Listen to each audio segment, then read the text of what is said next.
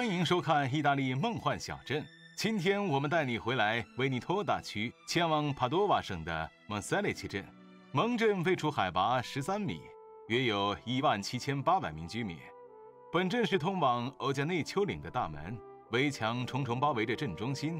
在本次旅程，我们会带你周游镇上的景色。事不宜迟，我们开始吧。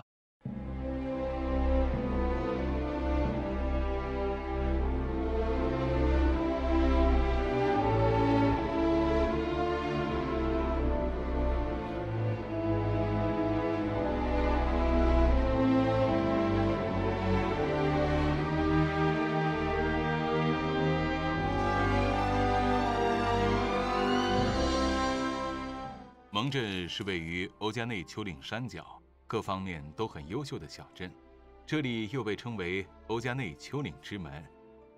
本镇历史始于新石器时代，后来发展成一个重要的罗马市镇，又是伦巴第人的重要驻地。这些痕迹可以由这座重要的伦巴第人驻地看得出来。它先后被命名为埃斯林塔以及腓特烈二世塔。在丘陵的半山，我们还发掘了一名生前驻扎在蒙镇伦巴第贵族，胸前抱着黄金石架的尸体。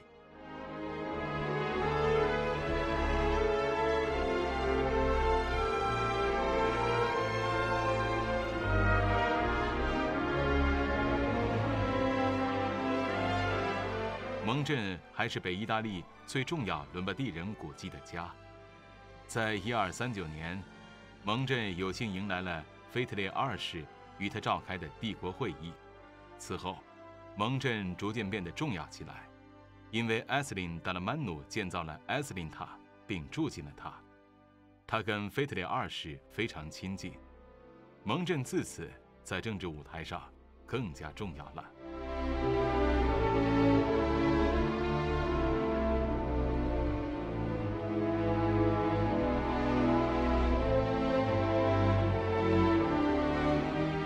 在腓特烈二世去世以后，克拉拉斯家族来到了蒙镇，他们从威尼斯人手中夺取了这地方。我们开始了辉煌时期，包括焕然一新的城堡。它现在是意大利最有历史价值的博物馆，收藏着大量中世纪武器，是个不可多得的重要馆藏。蒙镇活力十足，因为它四周被高墙保护。而隔壁的埃斯特以及蒙特尼亚纳镇一直都会合力维修城墙。游人可从这两个镇经圣图阿里奥大道穿州过省，抵达蒙镇，直通腓特烈二世塔。其实，如果你打算来蒙镇参观修道院的话，不要只看埃斯林塔。当你抵达马塞里广场时，不要错过钟楼里精密的机器。现在我们来参观德罗里亚大宅，这是个16世纪的大宅，当时被称为比特之山。在大宅左边是圣保罗教堂。大宅有幸获得来自欧洲、我们国家以及地区的资助，得以复修内部，并改装为博物馆。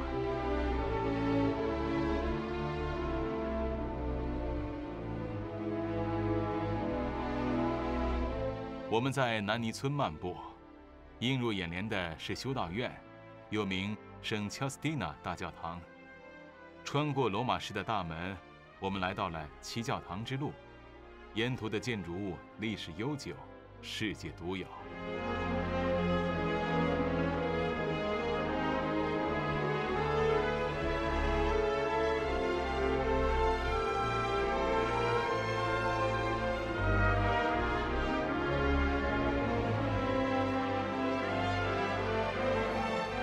爬上山坡，我们来到多多德罗斯卡莫兹村，这里是帕拉丁努一个徒弟设计建造的，就在圣格里高小教堂旁边。这教堂保存了古罗马时期基督教烈士的尸体，包括圣瓦伦天努，他是非常有名的主保圣人。每年2月14日，全世界的人都会来庆祝他的主保日——情人节。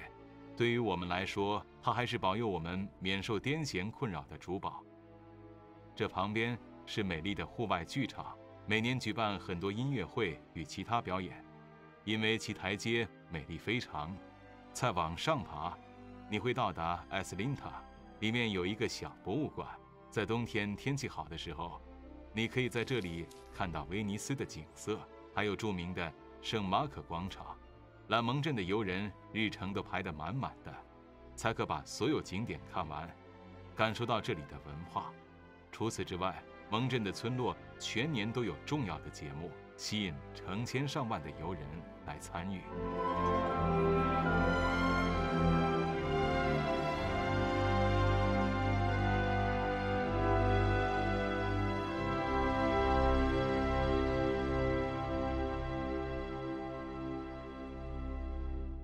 蒙镇宗教传统源远流长，我们来听一下主教怎么说。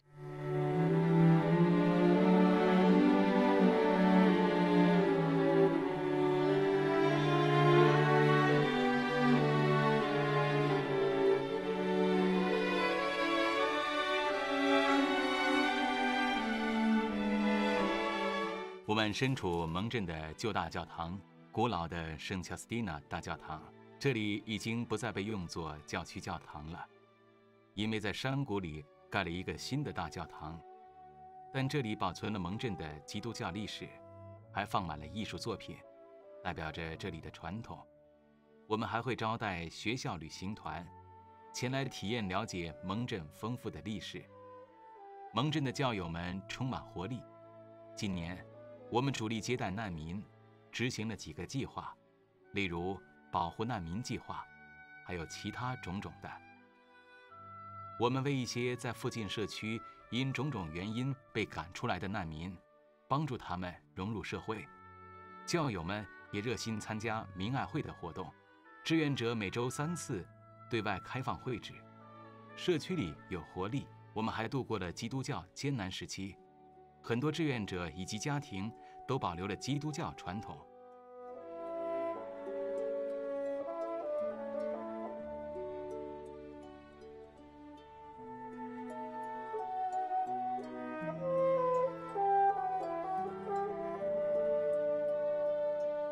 圣萨宾努是这里其中一个在伦巴第人时期最重要的主保圣人，而我们也为这里的天主教学校起名为萨宾努之家，意指所有向圣萨宾努祈愿的人。蒙镇也因此处天主教学校众多而闻名，现在有3所教区营运的学校。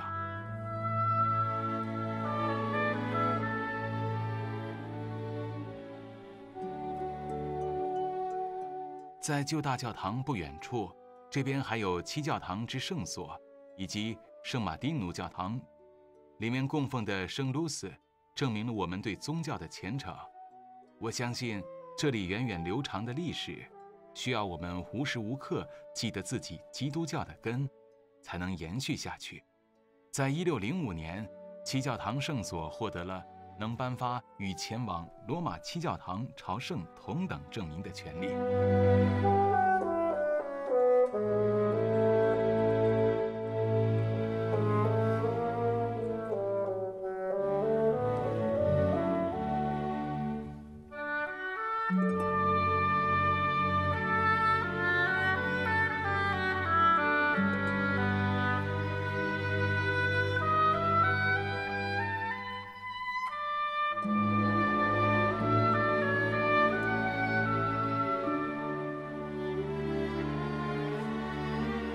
我想说的是，我们都要往自己内部探究自己内心，才能充分理解自我，构建社区。这样建起来的社区，不只是个群体聚集，还是一个真正相亲相爱的大家庭，愿意互相帮助，精诚合作。纵使我们可能不在所有议题上都观点一致。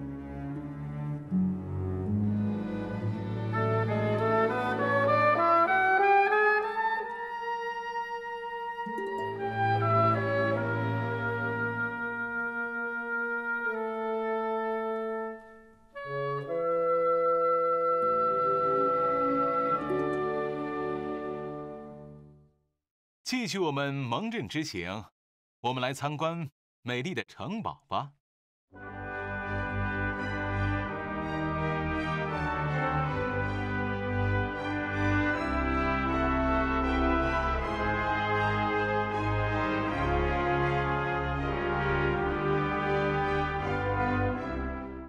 欢迎来到蒙镇城堡。这里最特别的是，其建筑上非常复杂，糅合了不同时期的建筑风格。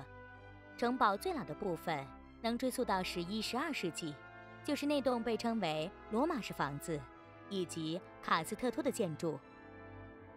第二部分是艾瑟琳塔，由艾瑟琳·达洛曼奴下令建造。他是神圣罗马帝国皇帝腓特烈二世在威尼斯地区的总督。皇帝在1239年时巡幸蒙镇，并监督加固这里沿山而建防御建筑的工程。14世纪的发展主要由卡拉拉斯家族主导，他们从1318年到1405年是帕多瓦省的领主。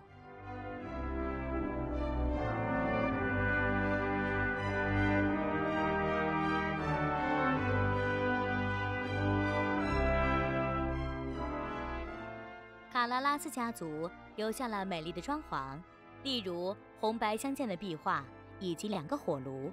这些特别的设施，游人都可以在导览中参观到。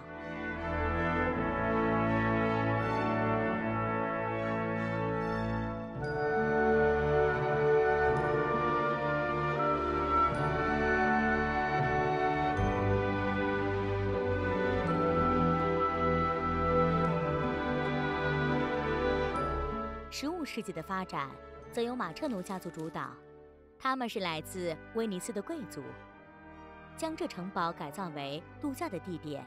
这时期，威尼斯市的小村落建立起来了，所以这部分建筑今天还被称为马彻奴村。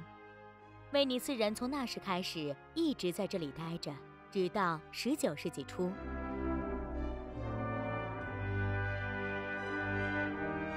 这建筑又被命名为辛尼堡，为了纪念维托里奥·辛尼，他把整个城堡里里外外翻新一番，还以武器、盔甲、家具等布置了城堡内部。武器室是这里的亮点，储存着超过900件从意大利以及欧洲各地而来的收藏品，数量与藏品质量是威尼托大区第2高的。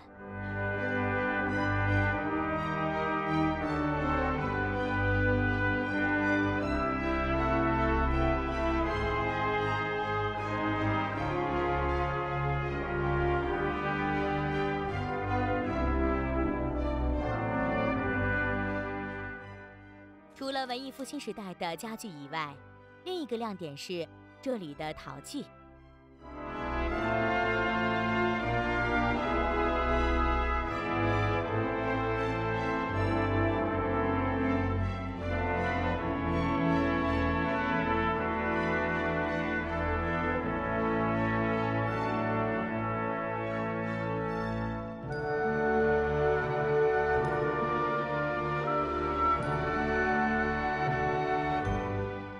现在，本城堡是威尼托大区的物业，里面还有其他博物馆，例如伦巴第文物馆，收藏着在山上发现的伦巴第人遗迹，还有腓特烈塔，这是腓特烈二世下令于山顶建造的。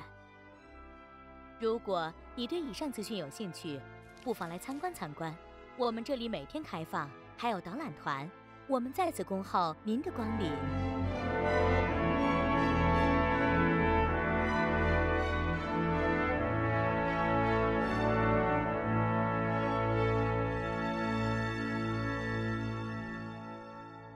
我们现在来试试蒙镇的地道菜式，以及本地农产品。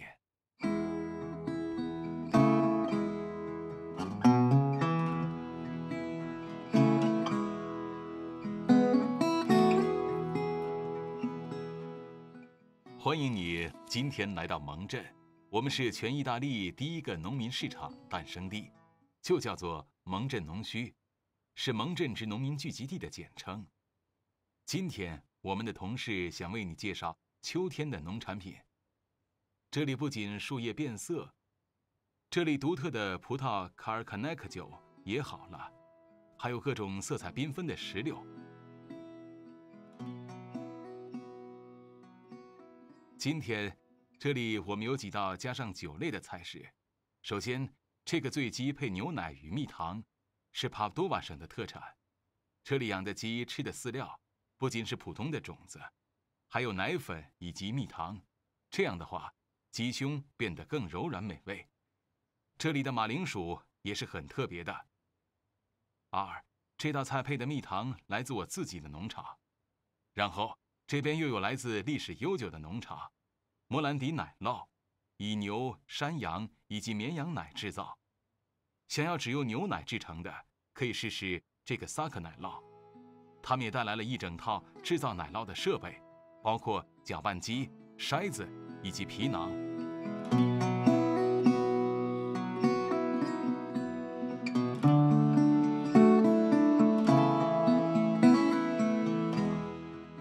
当然，这里出产的蔬菜水果都是新鲜的，但要确保食材是有机产品，好像佩德洛科图的农场，就需要农场与顾客间有足够的沟通了。这面包是我一天灵机一触而发明出来的。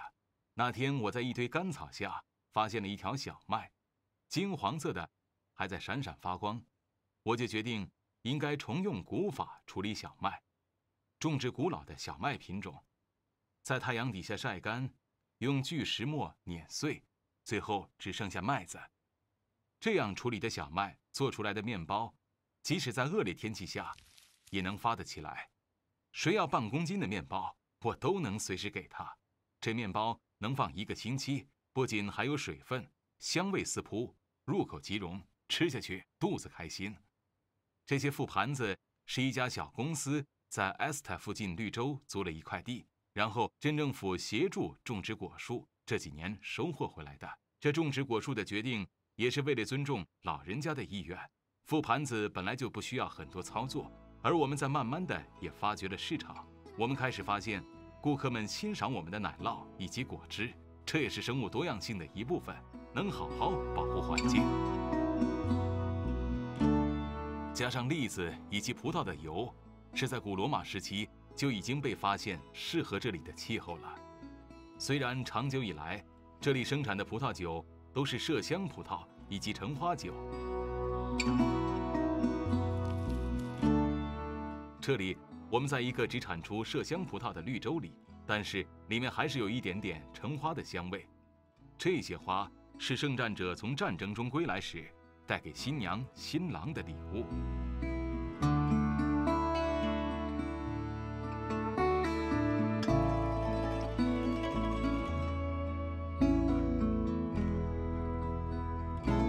这农区由蒙镇开始，完全是农民们的自主意志开办的，政府没有参与。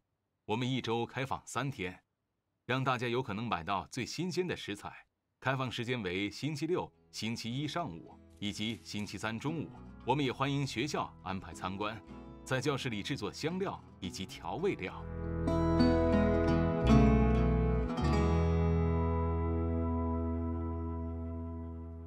蒙镇也与法兰西斯科·皮特拉卡文学公园以及欧加内丘陵有关。我们来跟克拉蒂亚·巴尔丁了解一下。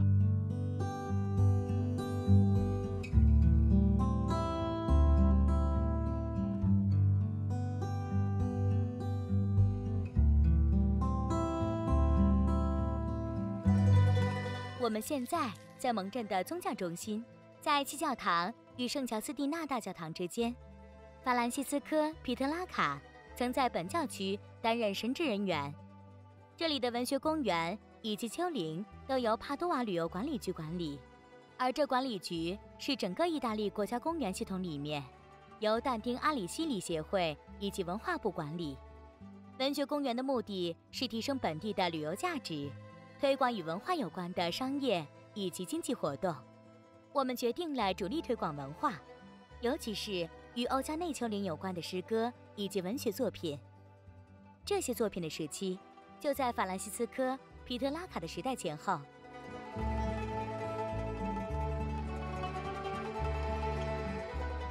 在蒙镇，我们为乔瓦尼·巴斯尼立了一个文学纪念碑，他是继阿丁奴·德芬茨·科蒂尼艺术作者，他写了一首有关蒙镇的诗歌。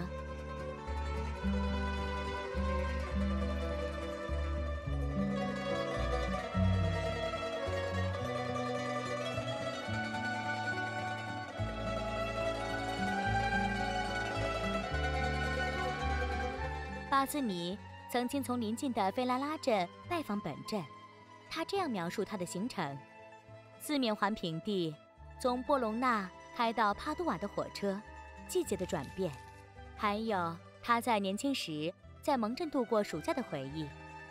这里是个不食人间烟火之地，我们邀请你来感受一下。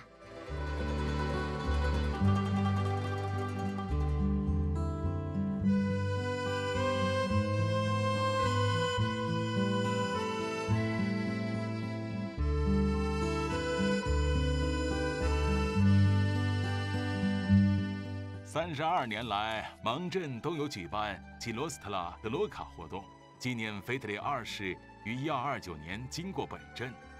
本活动包括在市中心广场的棋艺比赛，还有变装派对，里面包含魔石比赛、接力赛跑以及中世纪集市。在第3个星期天，我们会举办一个2000人参与的大巡游，还有昆塔纳比赛，就是2个骑士面对面把对方弄下马。到时也会举办打鼓比赛，90个鼓手会在大家面前表演，希望获得青睐。以上所有的活动都需要参加者穿着中世纪服装。虽然9个镇政府都有参与，但是主要我们还是靠志愿者帮忙，所以本地的特色与习惯非常容易就能感受到出来，尤其是我们团结一致的精神。每年9月，我们都会邀请你来蒙镇，不仅仅是为了这列的亭台楼阁，还为了这里的节日活动。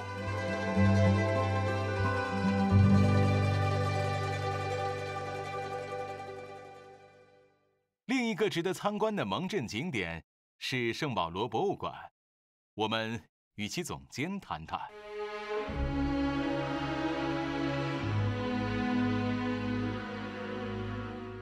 欢迎来到本镇的镇博物馆圣保罗博物馆，里面我们诉说着本镇7000年的历史。这里最近才开放游人参观，但其保存的历史价值不容忽视。在这里，我们保存了本镇自开镇以来的历史，足足有1000年。我们甚至能找到4500年前的文物，就是那些新石器时代的陶器，还有古罗马时期的遗迹。我们这里保存了一条中柱，在这里的前身圣保罗教堂找到的，而这教堂在1956年就被荒废了。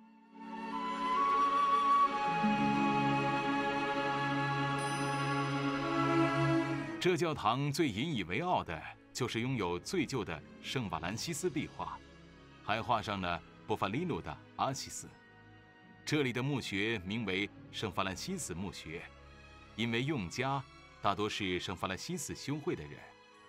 这壁画成画于大概1240年，亦证明了从一开始，法兰西斯修会就已经与我们同在。不仅如此，这教堂还显现了建筑的层理。现在的教堂建筑是第4代的，稍微扩充了一下。考古发掘的工作从90年代就开始了，在2006年完成。考古研究证实了从750年开始的历史，就是拜占庭时代，在伦巴第人与卡洛林人来到之间，一直到中世纪时代，所以这墓穴才会这么有价值。不仅它的建筑风格独特，也是不可多得的历史见证。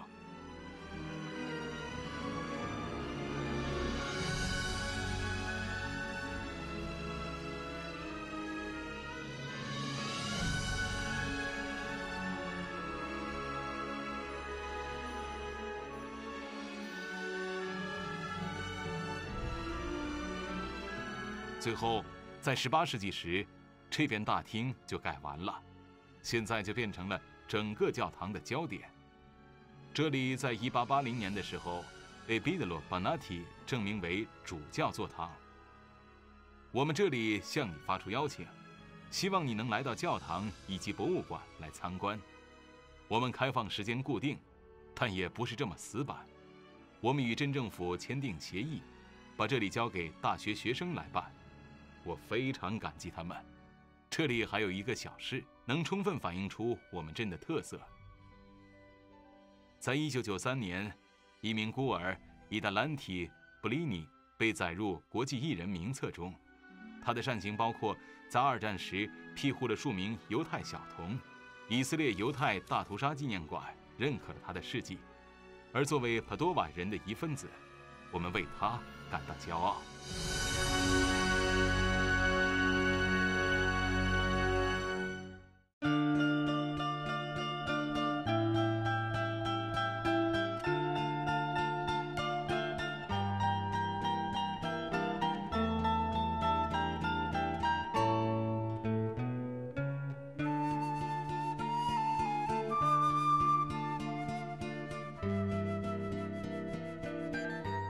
观众们，你必须来蒙镇看看，我们这里的美貌与文化就等着你来体验了。来到这里，你可以随意大笑、说笑话、试菜，到处看看，然后满载而归。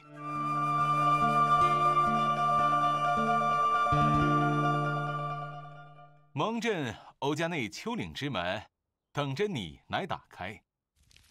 要重温我们的节目，请登入我们的网站。蒙镇之旅告一段落，再见。